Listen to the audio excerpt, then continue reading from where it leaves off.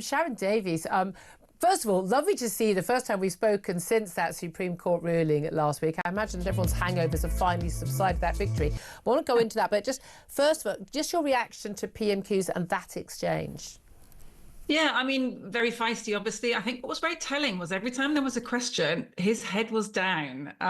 He wasn't looking at her, right? And that tells you a tremendous amount.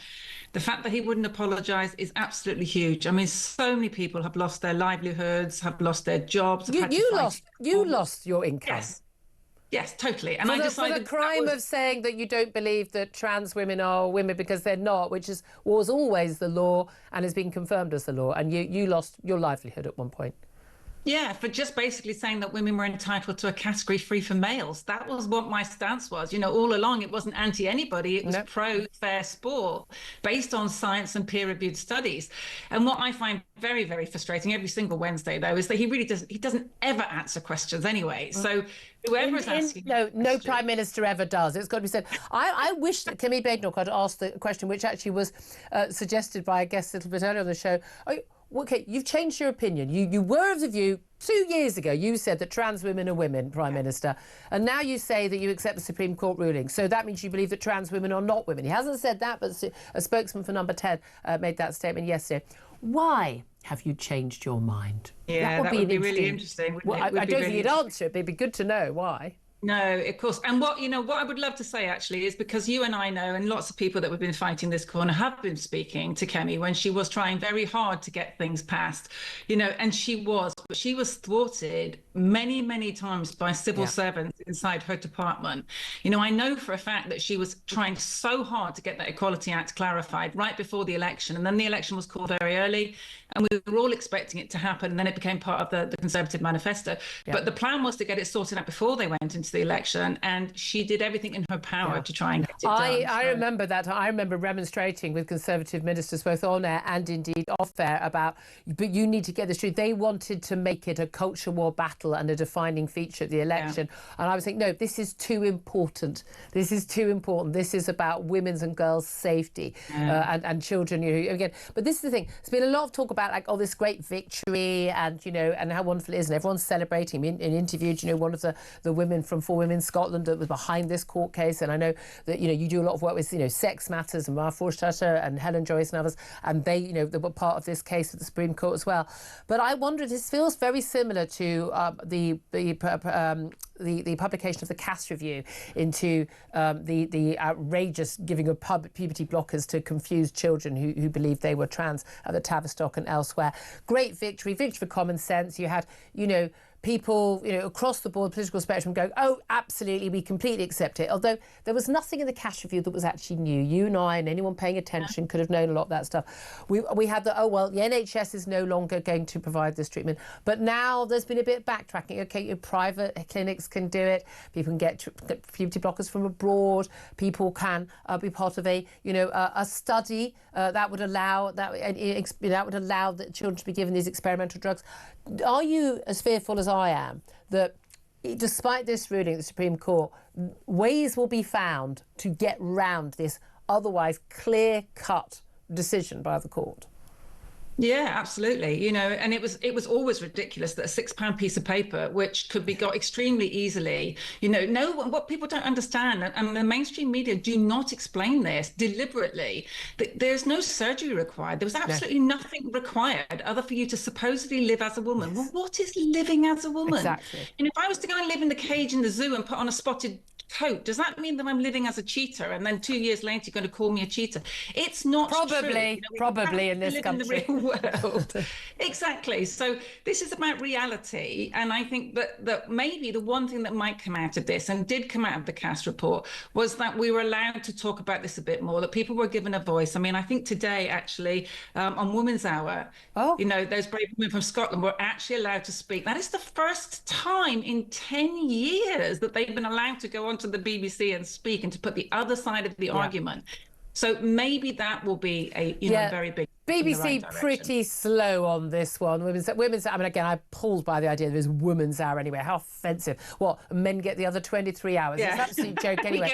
But the biggest single issue for women's rights in the last decade, and they've barely ever touched it. If they've done, they've always done it from the point of view of the men dressing up as women and claiming to be women. In terms of Keir Starmer, though, we're told he now accepts that he was that the Supreme Court ruling. He hasn't admitted that he was wrong. He hasn't admitted not only that, I mean, it's clearly insane to claim that you believe that trans women are women, because why would anybody who's got eyes and ears, and certainly a highly educated man like himself, believe that a man could become a woman? There's no medical or any evidence that that could be the case. Would it make a difference to you if he had got up, the day of the Supreme Court ruling even, and said, I'm sorry. I thought I was doing the right thing. I thought I was being kind. I was worried about this minority group. Now I realise that what I did was wrong, and I'm really glad that the Supreme Court has clarified it. I'm going to do my best to make sure I protect women's and girls' rights. Obviously we can be respectful and protect rights of trans people, but those rights do not include getting women's rights. Those are two different things. And I was wrong, and I'm sorry, and I'm really sorry for all the people who have been hurt by this, because there are many thousands of women who've lost their livelihoods, men and women who've had their voices taken from them because of getting disciplined at work when they talk the most basic biological fact in a very calm and respectful way. We've seen women who've lost out on medals, on getting onto sports teams, on even winning, park run for, records and the things like that. Women who've had the abuse, I mean, the rape threats, the murder threats against people like J.K. Rowling and others. If he did say, I'm sorry, I got it wrong and I realised the error of my ways, would that change things for you? I mean, it would be nice to hear. I don't think it would change absolutely anything. I mean, the gaslighting that we've seen in the last, 6 days from numerous Labour politicians, that we've got all of the evidence, on Twitter and all sorts of other TV programs that they've done saying, trans women are women. And, that can't just disappear overnight. People don't just all of a sudden change their opinions. The sad truth is we have to be so careful with our politicians. I don't know how we get around this, because it's become such a huge problem that politicians will say whatever gets them the votes. They won't say what they necessarily believe. They won't say what's in the interest of the general public or the interest of our country. This is now about the interest of their job. And I just feel very sad that that's where we have now got with politics, full stop. These people are no longer serving us, the people. They're serving themselves. Well, and again, I don't know. I'd never understood why they thought it was something to say that people would agree with, when most people were going, "You're all crazy for thinking that." And again, it's one of the reasons I said we need to stop using phrases like trans women, because lots of people in the general public, I think, oh, they must be a woman, or at the very least, they're a man who's cut their bits off and has somehow grown a vagina and breasts, and is now literally a woman, and you'd never know. Whereas the vast majority of people, even the ones with gender recognition certificates, haven't even had a single hormone. And it wouldn't make a difference anyway. They'd still be men. Full stop, end of. But here's the thing. Bridget Phillipson yesterday, she's Education Secretary, but also Equality and Women's Minister. She was another classic one who sort of, oh, I've never said this. Yeah, you did. You literally said it, a few weeks ago, that trans women are women. Do you know what's really fascinating, Julia? Is just ask the simple question. Why do we have a separate men and women's category? Well, we know why, okay? Why do we have separate toilets for men and women? Well, we know the answer to that.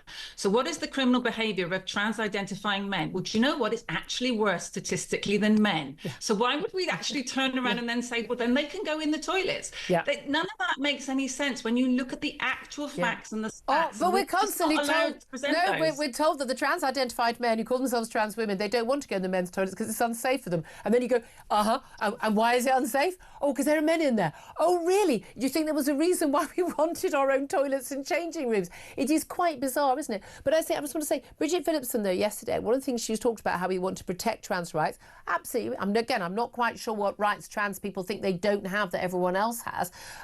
But also talking about how stopping, oh God, I've never read what the phrase is. When you have these Christian groups that basically try and basically de-transition you, can anyone help me in my ear?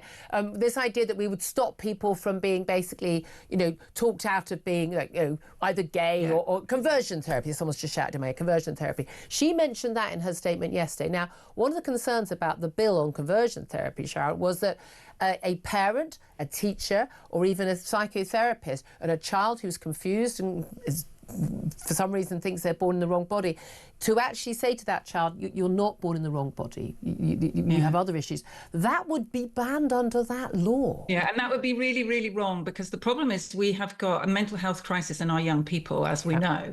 And again, if we look at the statistics of young people that are trying to identify out of their biological sex, it's 5 to 1 for girls to boys, which again is never really talked about. All right, we only ever talk about how this affects men. We're not talking about how it affects women. Why are they wanting to identify out of their biological sex? The autistic numbers are off the scale. Children that come from vulnerable backgrounds, children that have been sexually abused, all of these numbers are off the scale, which was in the CAS But also report. gay children. Yes, and gay children. So we're almost transing away the gay. You know, that's what we're doing. We're telling children that it might be more effeminate or slightly more masculine, that then they must be in the wrong body. And we're giving them chemicals and drugs which will ruin their lives. It will make them sterile, it will make them ill, and it will potentially shorten their lives. And it will make them customers for the pharmaceutical industry for the rest of their lives. Kids that probably would have just grown out of this dysphoria if we'd given them support throughout puberty. Absolutely. What's really important to understand, puberty is not an illness. Yes, it's not, but it's being treated as if it is. And again, this is part of the medicalising of normal human emotions, worrying about your body and your sexuality and things like that. Just finally, PMQ is still ongoing. We're not taking the rest of it, though we're going to be hearing from Peter Caldwell about what else has happened. But just finally, Kemi Badenoch, in the exchanges, she calls on the Prime Minister to accept he was wrong.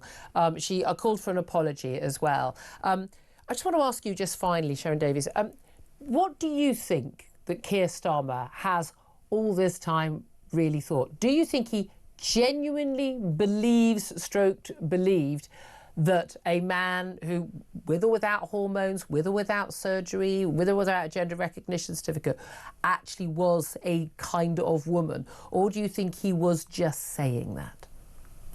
I think he was just saying it. You know, I think it was just a political line. Which is worse, though? Which is worse? Yeah. Well, that's the political line for me, because either a liar or crazy. Yeah, I mean, for me, it's just, you know, having the integrity to tell the truth. And I think if you're a public servant of any sort, you should be doing that. You know, you should be trying to tell the truth. And if you realise you've made a mistake, then you should be extremely humble and say, look, I've made a mistake. And there was nothing humble about the way he was answering those questions today. He was being incredibly defensive. Yeah. I'd love to see the FA, you know, to apologise to some of these young girls who they banned for recognising that they're going to have to play against males on the opposite team, right? I mean, you know, the abuse that women have had through in all sorts of spheres have been absolutely catastrophic. Oh, I mean, and those women that are sitting behind him nodding away whilst he's saying these things, they should be ashamed of themselves. Absolutely. Can I just say, lawyer up, everybody. This is going to be a very expensive and rocky road. Sharron Davies, you're still one of my heroes. We love you. Thank you very much indeed for joining us.